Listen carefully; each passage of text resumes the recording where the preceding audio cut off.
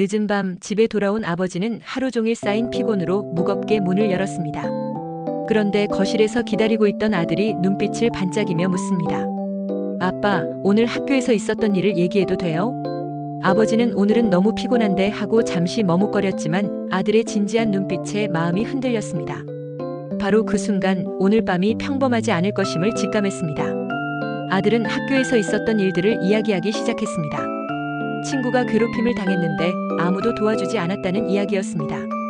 아버지는 고개를 끄덕이며 듣기 시작했지만 속으로는 피곤함과 걱정으로 마음이 뒤섞였습니다. 내가 지금 들어줄 시간이 있을까? 하지만 아들의 말투, 떨리는 손, 작게 떨리는 목소리에서 한 가지 분명한 사실을 깨달았습니다. 아들은 오늘 단순히 이야기를 하고 싶은 게 아니라 아빠의 관심과 위로가 필요했던 거구나. 아버지는 마음을 다잡고 아들의 눈높이에 맞춰 앉았습니다. 그래, 오늘 있었던 일을 아빠에게 다 얘기해보렴. 아들은 조심스레 학교에서 있었던 사건과 친구의 상황, 그리고 자신이 느낀 답답함과 외로움을 털어놓았습니다. 아버지는 듣는 내내 가슴 깊이 뭉클한 감정을 느꼈습니다. 그 순간 깨달았습니다. 사랑은 큰 선물이 아니라 바로 여기 함께 듣고 함께 느끼는 시간에 있다는 것을. 아버지는 아들의 손을 꼭 잡고 말했습니다. 아빠가 너무 늦게 들어와서 미안하다. 앞으로는 매일 이렇게 같이 이야기하자. 아들은 환하게 웃었습니다. 작은 다짐 하나가 부모와 자녀 사이에 신뢰와 사랑이라는 씨앗을 심은 순간이었습니다. 우리도 가끔 바쁘고 지쳐서 가족에게 소홀할 때가 있습니다. 하지만 중요한 건 지금 바로 관심과 시간을 주는 것입니다. 그것이 아이에게 그리고 우리에게 가장 큰 희망이 됩니다. 늦은 밤 집에 돌아온 아버지는 하루 종일 쌓인 피곤으로 무겁게 문을 열었습니다. 그런데 거실에서 기다리고 있던 아들이 눈빛을 반짝이며 묻습니다. 아빠, 오늘 학교에서 있었던 일을 얘기해도 돼요? 아버지는 오늘은 너무 피곤한데 하고 잠시 머뭇거렸지만 아들의 진지한 눈빛에 마음이 흔들렸습니다. 바로 그 순간 오늘 밤이 평범하지 않을 것임을 직감했습니다.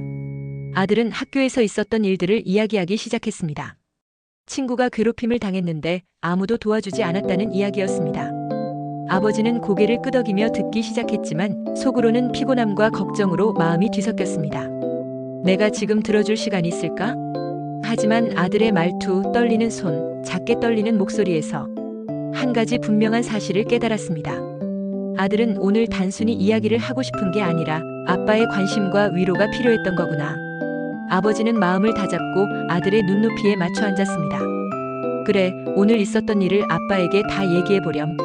아들은 조심스레 학교에서 있었던 사건과 친구의 상황, 그리고 자신이 느낀 답답함과 외로움을 털어놓았습니다.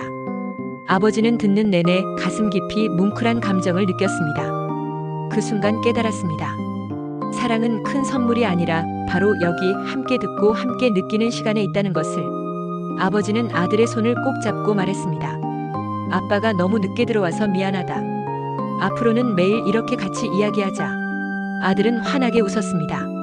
작은 다짐 하나가 부모와 자녀 사이에 신뢰와 사랑이라는 씨앗을 심은 순간이었습니다. 우리도 가끔 바쁘고 지쳐서 가족에게 소홀할 때가 있습니다. 하지만 중요한 건 지금 바로 관심과 시간을 주는 것입니다. 그것이 아이에게 그리고 우리에게 가장 큰 희망이 됩니다.